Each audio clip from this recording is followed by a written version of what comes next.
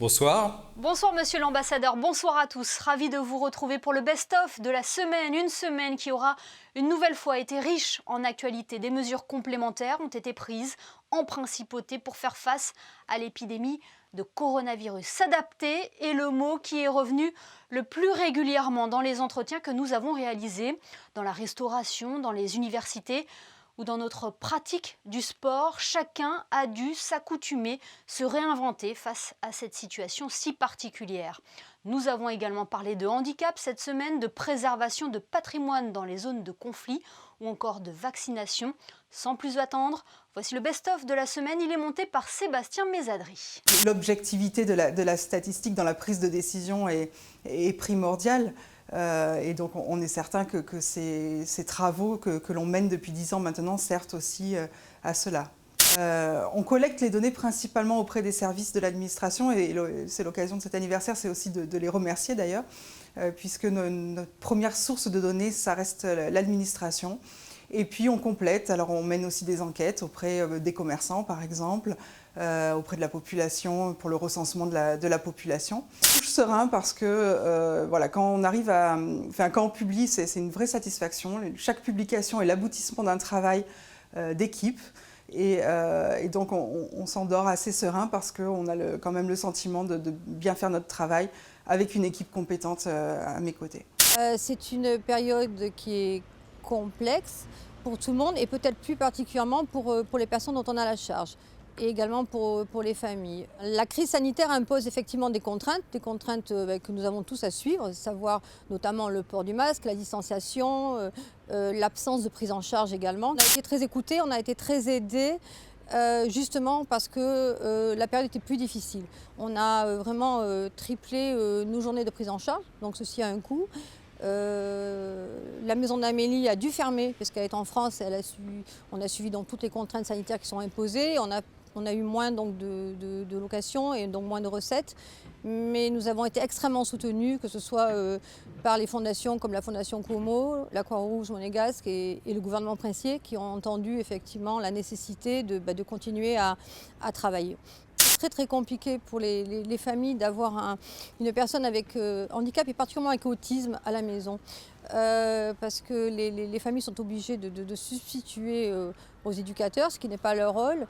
Les personnes avec autisme ont un rythme de vie très organisé, très formaté, avec des plannings, des stéréotypies, des rythmies. Et le confinement a été très dur pour eux parce que tout ça a été coupé. Il a fallu réorganiser les plannings pour eux. Il a fallu essayer de leur trouver une nouvelle organisation au sein des familles. Et ça a été très dur. Ce contrat, il vise à nous aider, à nous financer pour l'intervention, pour la protection de 2 sites. D'abord, le musée de Raqqa, qui est derrière moi et dont le bâtiment vient d'être restauré.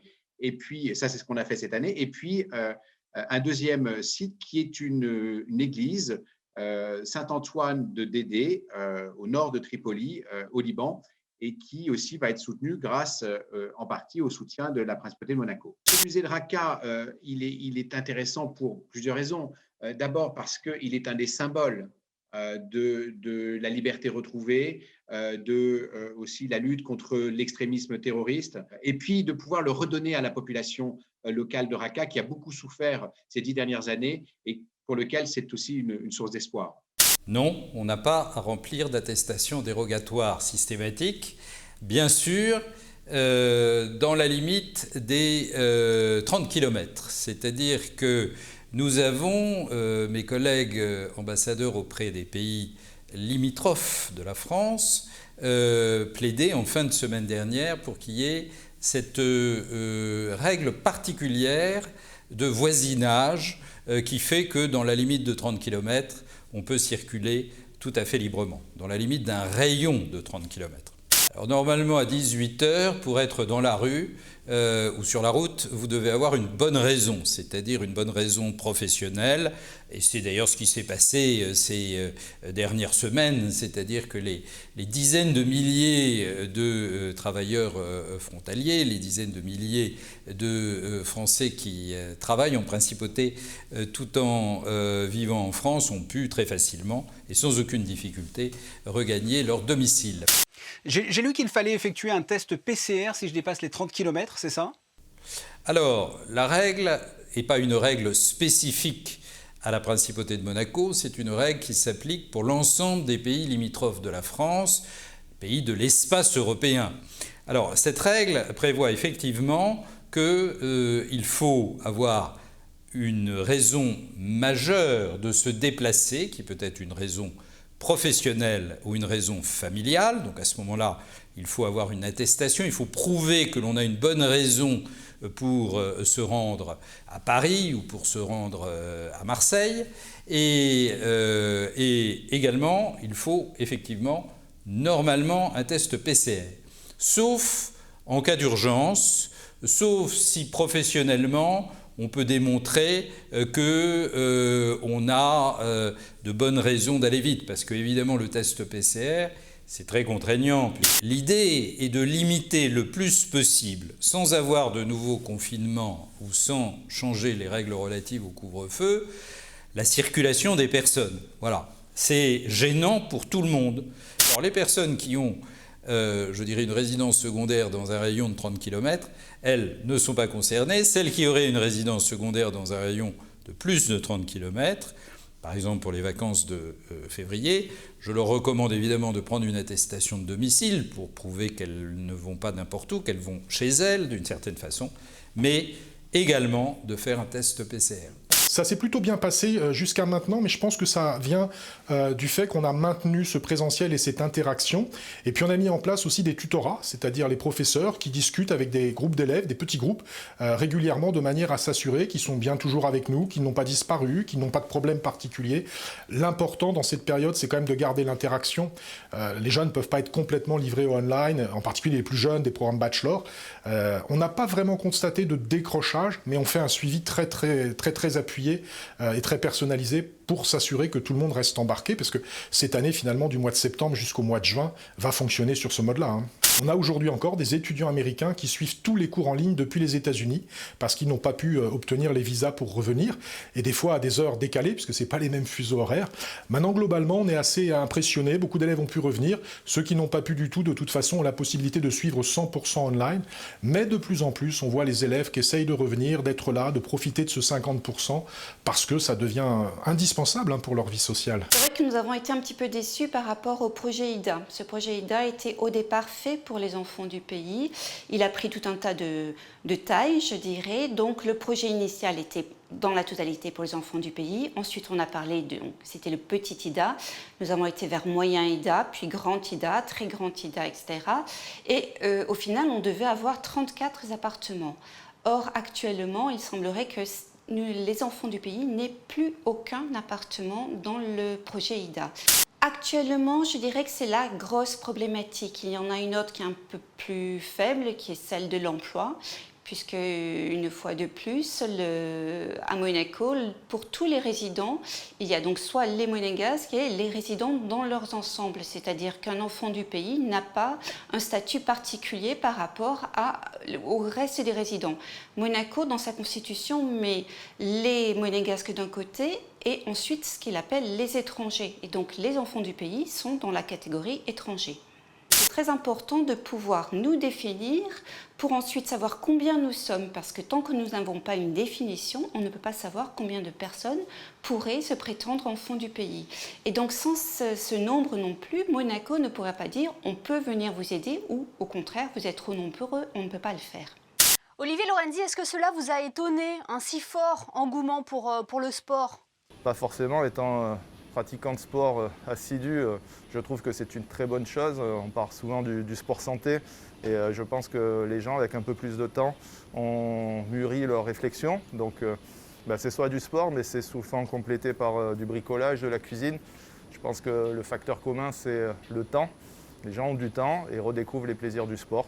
Les gens, par défaut, font du sport à domicile quand ils ne peuvent pas sortir. Et dès lors qu'ils peuvent sortir, comme on va dire actuellement, la pratique des raquettes à neige. Les randonnées à neige se font en raquettes et il y a une explosion aussi de ces ventes-là. Et on a le même problème, des ruptures, puisque la demande explose. C'est le cas sur le vélo. Ça va être le grand défi de 2021, de pouvoir remplir nos linéaires pour satisfaire la demande des clients. La vaccination a un objectif premier, c'est de protéger nos personnes vulnérables, c'est-à-dire les personnes âgées avant tout, et puis effectivement les personnes qui ont des comorbidités. Donc c'est ça l'important, c'est de d'abord protéger ces personnes-là pour éviter qu'elles soient hospitalisées et pour éviter bien entendu qu'elles engorgent les réanimations. C'est la meilleure stratégie au départ. Une fois qu'on aura protégé toutes nos personnes vulnérables, la deuxième stratégie, ça sera de protéger le plus possible de la population pour éviter la transmissibilité de ce virus. Alors, ce vaccin ARN messager, la première chose que je dois dire, c'est qu'il n'est pas nouveau. Hein, c'est important de le dire parce que les gens pensent que c'est quelque chose de tout récent. Non, ça fait très longtemps qu'il est utilisé pour une autre thérapeutique qui est l'immunothérapie des cancers. L'ARN messager va être injecté dans la cellule humaine qui, elle, va fabriquer une protéine virale qui s'appelle la protéine spike et ensuite elle va exprimer, la cellule humaine va exprimer grâce à l'ARN messager cette fameuse protéine spike et le système immunitaire va pouvoir fabriquer des anticorps et surtout fabriquer des cellules qu'on appelle des cellules cytotoxiques contre la protéine et donc vous protéger ensuite d'une infection Covid. La réalisation de ces vaccins a été faite en un temps record, j'en suis complètement d'accord, mais c'est plutôt un exploit. Je peux vous assurer, et pour avoir bien lu sur le sujet, que tout a été respecté. Mais comme il y avait une urgence, tout a été fait de façon remarquablement rapide, mais en toute sécurité. Je me suis fait vacciner très récemment pour vous dire que je n'ai aucun doute sur la sécurité de ce vaccin. On a fait une très bonne saison comparé à ce qu'on aurait pu imaginer. Mais il est vrai que là, depuis le mois de janvier, c'était une autre histoire en fait. On est redevenu dans une situation assez délicate, sinon critique. Au jour le jour, avec mes équipes, on essaye de faire le maximum. Vous savez, on se sent un peu impuissant, on ne peut pas faire grand-chose. On essaye, à travers la restauration, de rester ouvert, de donner le service qu'on peut aux résidents. Mais la façon dont on est obligé de travailler, ça nous rend à tous un peu la tâche quasi impossible, je dirais, si je dois être honnête. Vous avez réussi à chiffrer un peu vos pertes? Oui, malheureusement. Alors jusqu'en décembre, ça allait plus ou moins bien. Et puis, vous savez, le mois de janvier, déjà, c'est le mois le plus difficile. On a fait un mois de janvier désastreux. Je peux vous donner un ordre d'idée. Si un restaurant devait gagner 100 € l'année dernière, cette année, par jour, on est à 30. Donc on a 70% de pertes parce que tout simplement le midi, on ne peut faire qu'un seul service avec la moitié de la capacité. Et le soir, en étant fermé, nos frais restent pratiquement les mêmes. Donc vous pouvez vous imaginer un peu la difficulté à tenir, surtout quand on a pas mal d'établissements, pas mal d'employés. On est aidé évidemment avec le CTTR. Je ne vous cache pas que c'est très difficile. J'espère que ça va s'arrêter bientôt. J'espère qu'on pourra au moins rouvrir le soir aux mêmes conditions que le midi. C'est-à-dire qu'aujourd'hui, les résidents peuvent venir manger le midi, mais les résidents qui ne peuvent pas venir manger le soir, ça nous pénalise énormément et on essaye aussi de voir avec les services de l'État si on peut essayer d'ouvrir aussi le soir aux mêmes conditions que le midi. Ça nous aiderait énormément au moins à tenir. Ce n'est pas le gouvernement français, ce n'est pas la France vis-à-vis de Monaco, au contraire. Je dirais que les relations sont tout à fait excellentes. Avant de nous quitter, faisons un détour par les réseaux sociaux. Les vidéos qui vont suivre nous ont impressionnés, attendris ou tout simplement fait rire. Petite sélection avec Alexandra Salustri.